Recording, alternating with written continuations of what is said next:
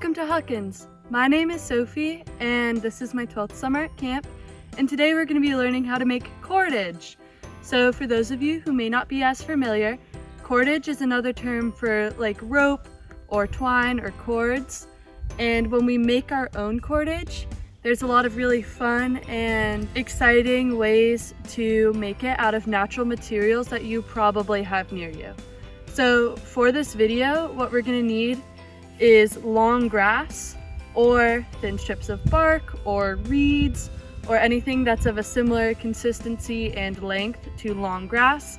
Make sure when you're gathering your materials, you're doing it from somewhere where it's like an acceptable thing to grab grass. Like maybe the people you're living with don't want you ripping grass out of the middle of the front yard, or maybe they do, but make sure you're checking if it's somewhere that's not like in a natural space. And a note, if you do choose to use strips of bark, you're going to want to use really thin, long strips, and that would be from saplings that have recently fallen. But for this instructional video today, I'm going to be using long grass from right here on our very own sports field, and I'm going to be doing a demonstration of how to start making your cordage. You can make it however long you may want. I also made an example piece last week, so this is what it looks like when it's been maybe 2 weeks ago I made this. When you've made it a couple weeks ago, it's really durable and it's really fun. So the first step I'm going to do, because I just yanked up this grass, is to select the strands of grass that are particularly appropriate for making cordage. So what I'm doing right now is I have my pile of grass with me, and I'm taking kind of clump by clump, I'm taking off any like roots that may have come up, and I'm separating out the strands. So I'm just getting one blade of grass at a time, and I'm making sure I'm keeping the nice long healthy strands of grass, and I'm discarding strands of grass that are already brown or are really thin and partially brown, or too short, broken strands of grass. So I'm going to sort my pile into the nice long green strands of grass, and then we will talk about the twisting method. So now that you have selected some good grass for making cordage, we're going to start the actual cordage process. So what you're going to do is you're going to pick up 2 good blades of grass. You could do like 2 or 3, and for this you can select how many you want based on how thick you want your cordage to be. There's a lot of room once you've got the motion down for adjusting it slightly to be what you're looking for. And you're going to, with those 2 blades of grass, I've flipped them just because my blades of grass have like a tougher end that was nearer to the ground and a flimsier end. I've just flipped it so that one blade of grass's tougher end is next to the other's flimsier end. And then this step is somewhat optional, but will probably happen naturally if your blades of grass are 2 different lengths. But you're going to want to stagger the blades of grass so that at least one end, the 2 different blades of grass are different lengths. This isn't a super crucial step, but it will help later on. So once you've lined up your 2 blades of grass, this is where the fun starts. You're going to pick like somewhat of a midpoint. Doesn't have to be perfect. None of this is going to be perfect. It's just about doing your best, and you're going to start to twist. So there's not really any science to this. You're just going to be twisting the 2 blades of grass, same direction, so that the middle portion where you've decided you might want your midpoint is twisted. What you're gonna do next is if you've twisted like string or rope or blades of grass before, there starts to become a little bit of tension in the twist, and you're gonna allow that tension to make a loop in your blade of grass. And in the next shot, we'll do a close-up of this process, but for this initial explanation, I'm just gonna keep going. So I've twisted the blades of grass. I'm using 2 blades of grass that are staggered.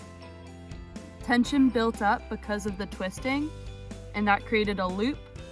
And now I'm going to keep twisting the 2 sets of 2 blades of grass.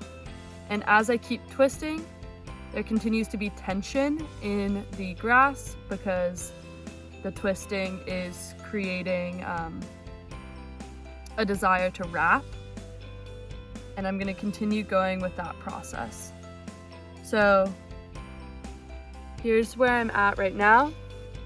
All I have done is twist the grass, and it has naturally started to twist itself. So this is the process for starting cordage.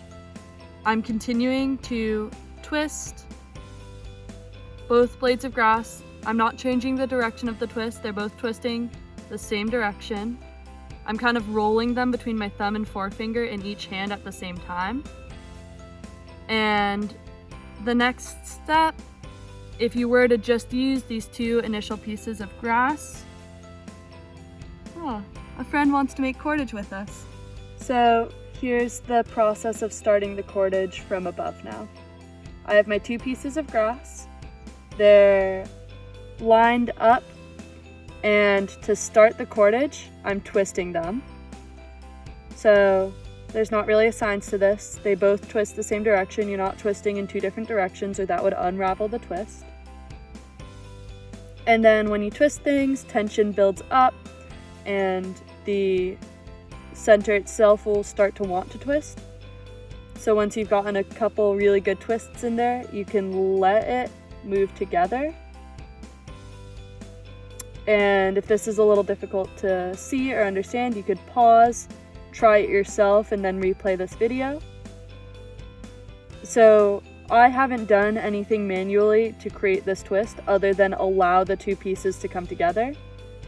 And as I continue to twist my grass, it's going to keep wanting to twist itself.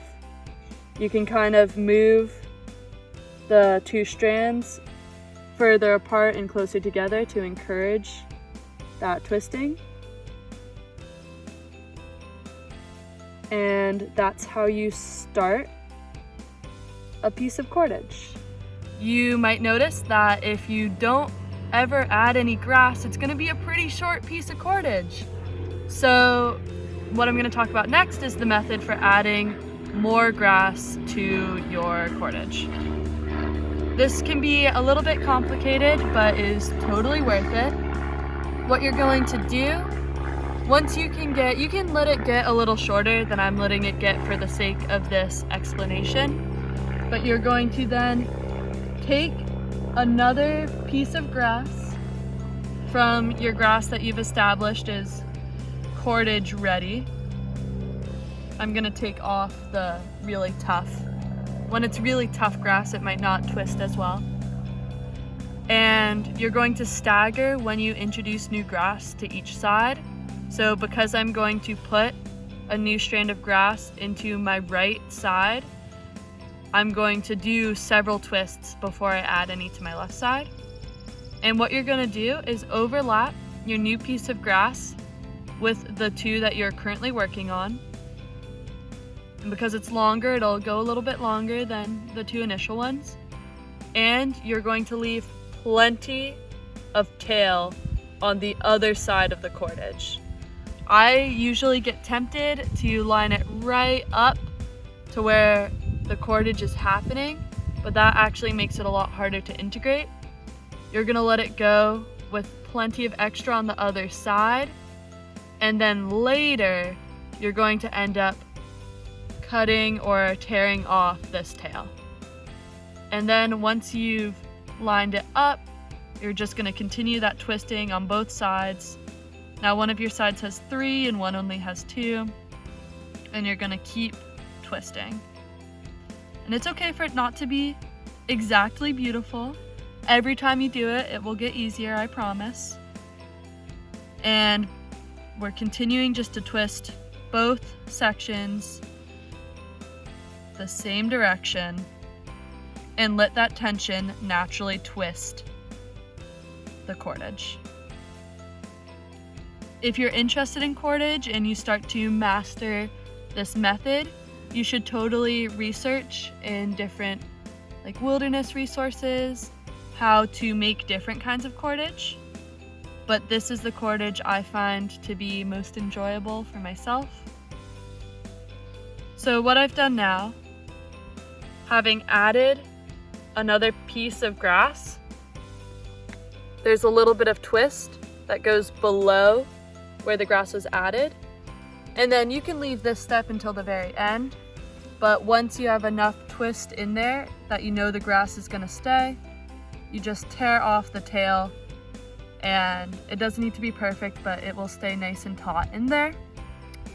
So that's how you make cordage. When you're ready to stop at whatever length, if you just want to make a bracelet length, or if you want to go for it and make a whole long line of it, that is totally up to you.